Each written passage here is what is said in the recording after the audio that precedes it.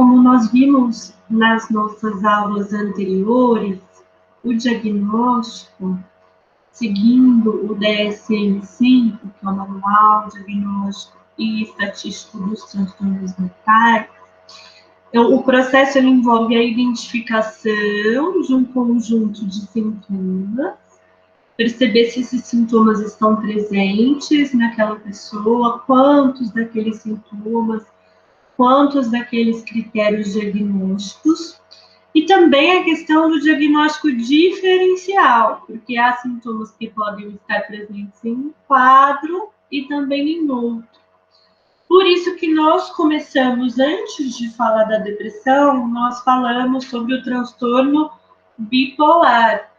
O transtorno bipolar, ele foi por muito tempo chamado de depressão maníaca.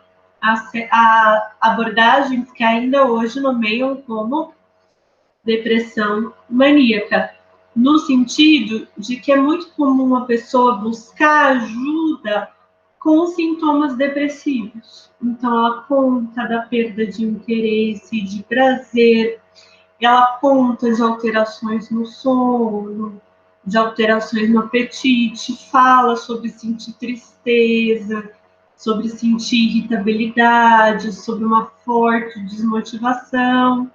Só que se não há uma investigação cuidadosa, pode não haver perguntas se há momentos em que ela se sente bastante animada, eufórica, com um pensamento acelerado, com a sensação de ser capaz de fazer muitas coisas, agindo de forma impulsiva.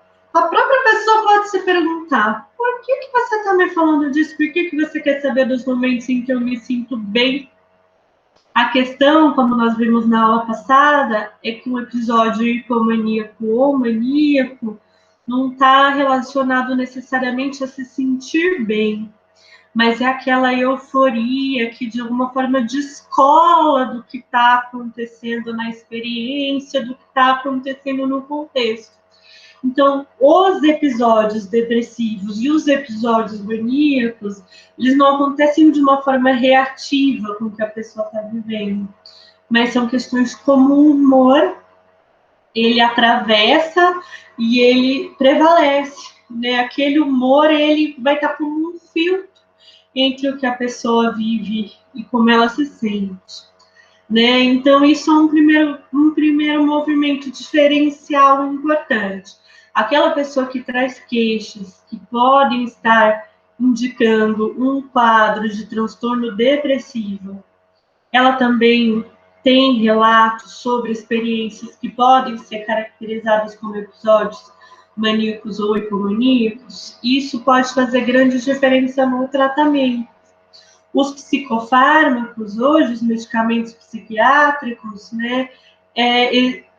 Se uma pessoa que tem um transtorno bipolar toma um medicamento para depressão, isso pode intensificar a mania, intensificar ações como a impulsividade, em consequência, pode até colocar a pessoa em risco. Enquanto no transtorno bipolar, o que se busca com tratamento psicofarmacológico é estabilização do humor, né? Na depressão vai ser uma questão de modular.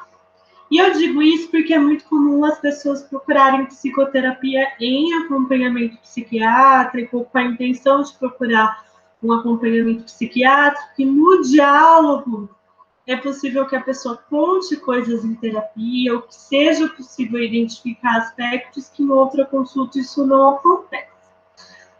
Outro fato, né, que tem acontecido cada vez mais é que não são psiquiatras que prescrevem medicamentos antidepressivos, né? Cada vez mais outras especialidades, né? A maior parte dos antidepressivos hoje são receitadas em consultas com profissionais da ginecologia, da dermatologia, da endocrinologia. E são profissionais habilitados para fazer, mas que a escuta não está voltada para o sofrimento psíquico daquela pessoa. E ainda mais quando essa prescrição de medicação acontece na primeira consulta. Então, vamos imaginar que eu atendo alguém na minha clínica como psicóloga que toma um medicamento antidepressivo e eu começo a imaginar que algum daqueles sintomas são de um quadro maníaco. É muito importante eu ter esse movimento multiprofissional, de entrar em contato com o médico que fez a prescrição, de indicar para um tratamento psiquiátrico, porque vai ser uma diferença bem grande. Se a sintomatologia for de um transtorno depressivo ou se a sintomatologia for de um transtorno bipolar. Após dizer isso, né, dessa primeira diferenciação, na aula de hoje nós vamos ver uma outra diferença na escuta das depressões, que é entre o transtorno depressivo maior e o transtorno depressivo persistente. Então, aqui está a nossa apresentação de hoje, que nós falaremos dos transtornos depressivos. Então, o transtorno depressivo, gente, como eu estava dizendo, ele é diferente de um episódio depressivo maior do transtorno bipolar.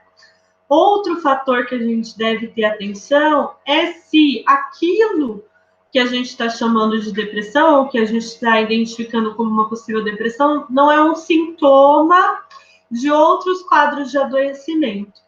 Por exemplo, pessoas com hipotireoidismo podem ter sintomas muito parecidos com o da depressão.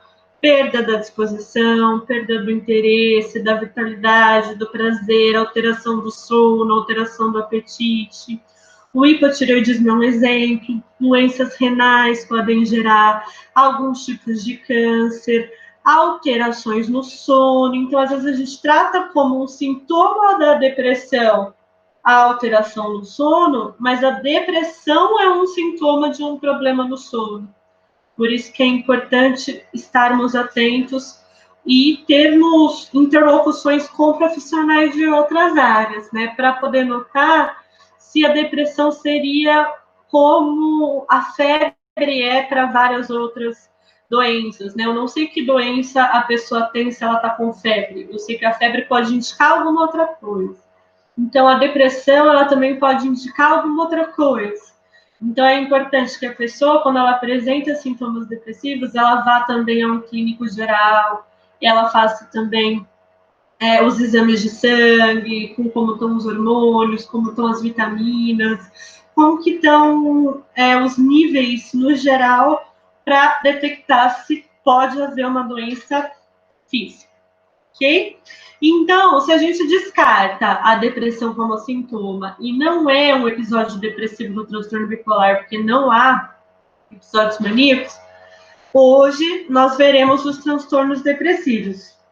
O transtorno depressivo maior e o transtorno depressivo persistente, também chamado de distimia. Antes de mostrar o diagnóstico para vocês, eu vou mostrar um trechinho do livro O Demônio do Meio-Dia, Uma Anatomia da Depressão, desse autor que eu sou muito fã, que é o Andrew Solomon. Ele é um jornalista maravilhoso, que ele fez esse livro, assim, buscando ver a depressão de muitas perspectivas, buscando entrevistar muitas pessoas que passaram pela experiência de um adoecimento depressivo, entrevistando profissionais de diferentes áreas, entrevistando familiares, entrevistando pessoas com abordagens de possibilidades de tratamento diversas, vendo fatores históricos, vendo fatores de diferenças geográficas, como é em diferentes culturas, vendo as questões de gênero, as questões raciais, as questões de classe social. É um livro, assim, que trata a depressão com toda a importância que ela tem hoje, né? Que conhecer mais sobre a depressão, com tantas pessoas adoecendo de transtornos depressivos, é conhecer mais sobre o mundo que vivemos. E ele faz isso com muita responsabilidade, com muita sensibilidade e respeito às pessoas ouvidas. E, antes de mostrar o diagnóstico do DSM, eu quero mostrar como ele conta. Ele fala assim: a distimia é algo gradual e permanente, que mina as pessoas como a ferrugem enfraquece o ferro. Ele está, metaforicamente, trazendo a distimia ou o transtorno depressivo persistente como uma ferrugem que enfraquece o ferro. Dor que se apodera das outras emoções e a sufoca. Como a dor física que se torna crônica, ela é terrível não tanto porque é intolerável no momento, mas porque é intolerável tê-la conhecido nos momentos passados e ter como única expectativa conhecê-lo nos momentos vindouros. Então, o transtorno depressivo persistente, ele se prolonga no tempo, e grande parte da dor não está na intensidade daquela dor naquele momento, mas da lembrança de como essa dor vem acompanhado e da perspectiva de que essa dor pode não passar. A depressão severa é a matéria dos colapsos nervosos. Se imaginarmos uma alma de ferro que se desgasta de dor e enferruja com a depressão leve, então a depressão severa é o colapso assustador de uma estrutura inteira. Então a depressão grave, né, a depressão intensa que se manifesta nessa intensidade, ela é como se fosse um colapso. Alguns acumulam mais ferrugem emocional do que outros. A depressão, ela começa do insípido, nubla os dias com uma cor entediante, enfraquece ações cotidianas até que suas formas claras são obscurecidas pelo esforço que exige, deixando-nos cansados, entediados e obcecados com nós mesmos.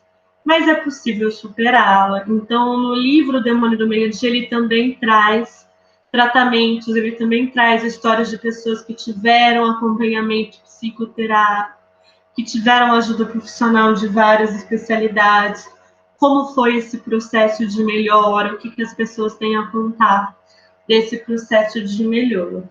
Então, antes de mostrar os critérios diagnósticos para vocês, eu achei interessante, né, na voz de um grande pesquisador, de um grande estudioso da depressão, essa descrição metafórica em que o transtorno depressivo persistente vem como essa ferrugem que enfraquece o ferro, e o transtorno depressivo maior vem como essa espécie de colapso que derruba, que desaba. Né? Nos próximos vídeos nós veremos os critérios do DSM.